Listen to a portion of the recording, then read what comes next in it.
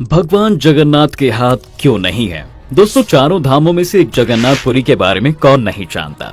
यह तो सभी को पता है कि यहाँ पर भगवान श्री कृष्ण भगवान जगन्नाथ के रूप में अपने भ्राता बलराम और बहन सुभद्रा के साथ विराजमान है। परंतु क्या आपको पता है कि भगवान जगन्नाथ की मूर्ति के हाथ नहीं है? आइए जानते हैं इस वीडियो के माध्यम से।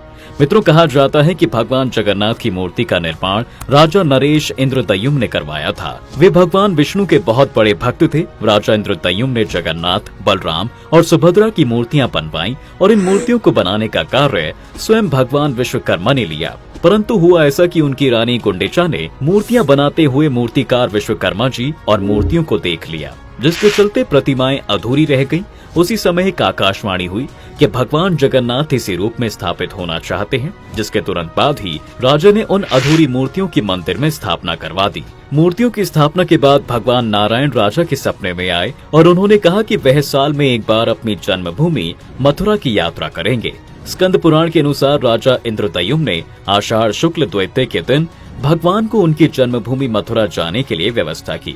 मित्रों, यह माना जाता है कि तभी से यह परंपरा आज तक रथ यात्रा के रूप में चली आ रही है। इसलिए आज भी यह यात्रा प्रतिवर्ष निकलती है।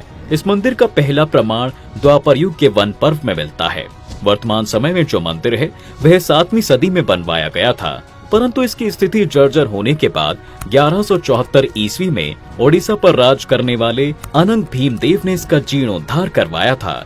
इसके अलावा भगवान जगन्नाथ की मूर्ति और मंदिर के साथ कई सारे रहस्य जुड़े हुए हैं। जैसे भगवान जगन्नाथ की मूर्ति की आंखें काफी बड़ी बड़ी हैं। इसके संबंध में एक कथा प्रचलन में है। कहा जाता है कि एक बार द्वारिका में रुक्मणी और अन्य रानियों ने माता रोहिणी से प्रार्थना की कि वे श्री कृष्ण और गोपियों की बचपन वाली प्रेम लीलाएं सुनाएं। शुरुआत में तो माता रोहिणी ने उनकी बातों को अनसुना कर दिया, परंतु रानियों के बार बार आग्रह करने पर मैया मान गई और उन्होंने सुभद्रा जी को महल के बाहर पहरे पर खड़ा कर दिया, ताकि कोई अनधिकारी जन विशुद्ध प्रेम के उन परम गोपनीय प्रसंगों को सुन न सके।